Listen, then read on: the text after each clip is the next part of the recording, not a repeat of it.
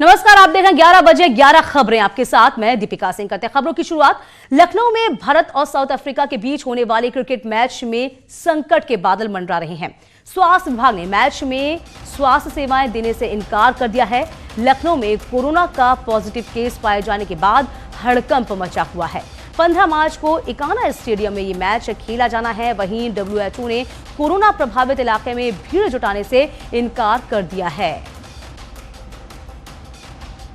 तो कोरोना का असर अब क्रिकेट पर भी पड़ रहा है और इस बीच खबर ये भी आ रहा है कि जो मैच होने वाले हैं आगे भी वो भी रद्द किए जा सकते हैं। यदि हम बात करते हैं लखनऊ की, तो लखनऊ में भारत और साउथ अफ्रीका के बीच होने वाला जो क्रिकेट मैच था उस पे अब कोरोना के चलते संकट के बादल मंडरा रहे हैं। चूंकि ये वायरस है और लगभग एक से दूसरे में फैलता है, जो कि एक चीन बनता जाता है। इसी के चलते स्वास्थ्य विभाग ने मैच में स्वास्थ्य सेवा देने से ही इनकार कर दिया है। आपको बता दें कि लखनऊ में कोरोना का पॉजिटिव केस पाया गया है और उसके बाद से ही यहां पर हड़कंप मचा हुआ है।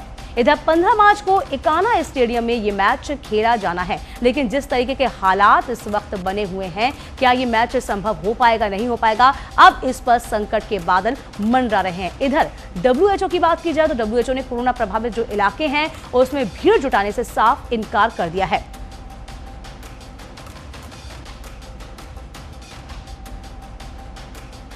अलाउद्दीन लखनऊ से हमारे संवाददाता बने हुए हैं। अलाउद्दीन, आप कह सकते हैं जो 15 तारीख को मैच होने वाला है उस पर संकट के बादल मंडरा रहे हैं। फिलहाल आपके पास क्या कुछ खबर?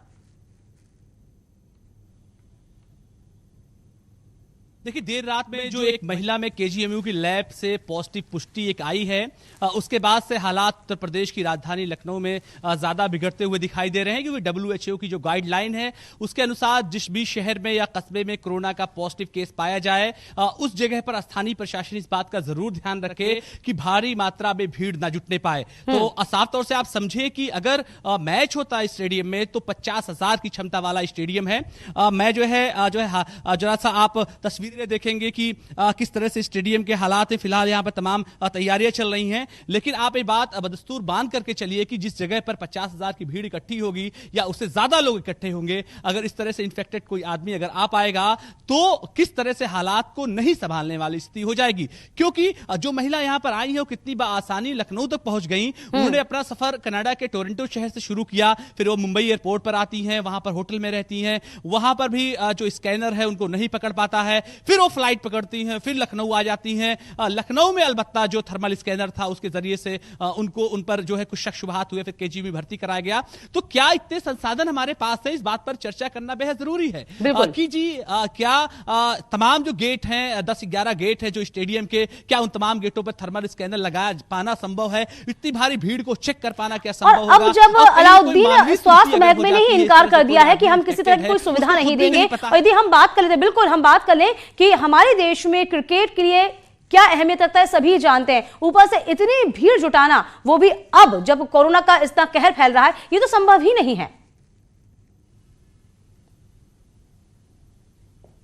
जी हाँ, बिल्कुल। प्रैक्टिकली कई सारी समस्याएं हैं और कहीं से कोई इन्फेक्टेड अगर आ गया इस भीड़ में तो आप साफ तौर से मानिए कि उसको संभाल पाना बहुत मुश्किल हो जाएगा। क्या वो संक्रमण 1 से 10 में, 10 से 25 में, 25 से 50 में और 100 की तादाद में अगर पहुंच जाएगा तो ऐसे में हालात बहुत ज्यादा खराब हो जाएंगे। ऐसे में जब WHO ने अपनी गाइडलाइन जारी की है, महामारी का रूप दिया है, तो ऐसे में हालांकि अभी आप देखेंगे पीछे मेरे तमाम सीटें अभी खाली हैं सिंबॉलिक तौर से, लेकिन इन सीटों पर जब लोग भरे होंगे, जब एक शोर मचेगा, हालांकि इस बात पर शायद BCCI भी, क्योंकि ये घटना अभी आज सुबह की है, स्वास्थ्य विभाग ने इस बात को माना है कि उनके पास इतनी ज्यादा इंफ्रास्ट्रक्चर मौजूद नहीं है, वो सरकार को पत्र लिखेंगे। लेकिन एक बात साफ है कि आखिरी फैसला सरकार को लेना है और स्वास्थ्य विभाग को नहीं लेना है। लेकिन जो उनकी शंका है, जो उनके शुबहे हैं, जो जिस चीज में वो सक्षम खुद को नहीं पा रहे हैं, वो तमाम चीजों सरकार को बता देंगे। WHO की गाइडलाइन लिख करके सरकार को दे दी जाएगी। आखिरी फैसला सरकार को लेना है कि रविवार यानी 15 तारीख को जो मैच होना है उस पर फैसला किस तरह का लिया जाएगा। हालांकि तमाम इंफ्रास्ट्रक्चर के साथ साथ तमाम टीमें, तमाम लोग जो है इकाना में पहुंचना शुरू हो गए हैं। हालांकि बहुत आसान नहीं होगा फैसला ले पाना, लेकिन इंसानी जान के ऊपर इस मैच जैसी चीज का बहुत ज्यादा फर्क जो है, जाहिर सी बात है अलाउद्दीन, इसका जो असर है वह दूरगामी होगा, चूंकि ये वायरस है और लगातार फैलता है। WHO ने भी यहां पर गाइडलाइन जारी कर दी। बहुत शुक्रिया तमाम जानकारी देने के लिए आपका। तो फिलहाल जो मैच होने वाला है वो रद्द हो सकता है और रद्द होने के वाजिब कारण भी हैं, क्योंकि जाहिर सी बात है एक वायरस है जो कि फैलता है एक से दूसरे में। और यदि हम मैच की बात करें, वो भी अंतर्राष्ट्रीय क्रिकेट मैच की जब बात होती है, तो भारत में आप और हम समझ सकते हैं कि इसकी खुमारी किस हद तक होती है।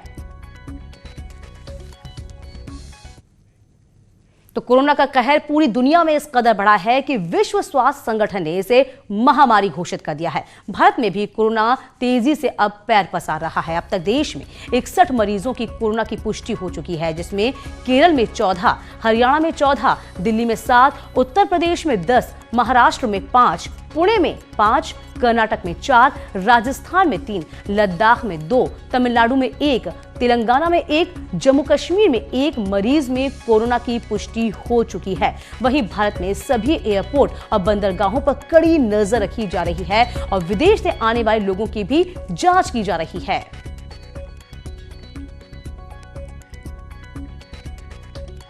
तो देश में कोरोना का खौफ इस वक्त फैला हुआ है। यदि हम बात करते हैं कि अब तक कितने पॉजिटिव मरीज मिले हैं, तो 61 मरीजों में पॉजिटिव पाए गए हैं। यदि हम बात केरल की करते हैं तो 14 केरल में, हरियाणा में 14 मिले हैं, दिल्ली में 7, उत्तर प्रदेश में 10, महाराष्ट्र में 5, पुणे में 5, कर्नाटक में 4, राजस्थान में 3, लद्दाख में 2, तमिलनाडु में 1, तेलंगाना में 1, वहीं जम्मू कश्मीर में 1 की पुष्टि हुई है। इधर WHO ने कोरोना को महामारी घोषित कर दिया है।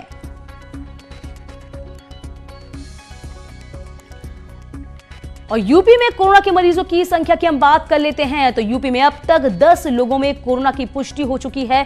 77 सैंपल के रिजल्ट का अभी भी इंतजार है। इधर 15,000 से ज्यादा लोगों को एयरपोर्ट पर चेक किया गया है। लखनऊ में एक महिला कोरोना पॉजिटिव मिली है, जो कि कनाडा से आई थी। अब बात हम कोरोना के लक्षणों की करते हैं। ये क्या लक्षण होते हैं जिन्हें आप पहचान सकते हैं? तो पहले बुखार आता है, इसके बाद मरीज को खांसी होती है, 1 हफ्ते के बाद सांस लेने में परेशानियां होती हैं। इधर गंभीर हालत में निमोनिया भी उनको होता है और सांस लेने में लगातार जो परेशानी है वो बनी रहती है। और लास्ट में किडनी फेल हो सकती है और आखिर में डेथ।